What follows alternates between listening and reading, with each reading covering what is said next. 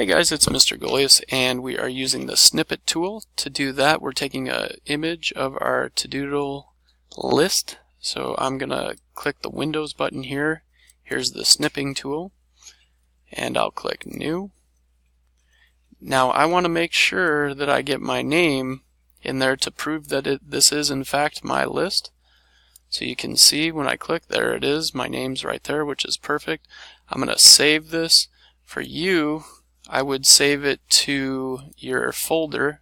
For me, I'm just going to put mine on my desktop because I'm going to turn this in.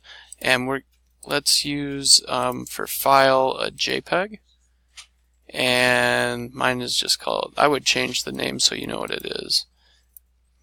This is being stubborn right now. So there we go. To do. Hit save.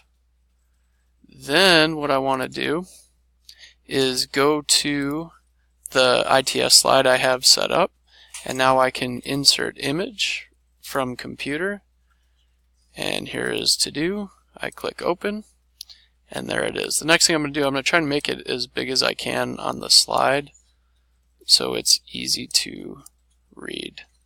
And that's it. That's how you get your to-do list onto your ITS slide. I wish you good luck.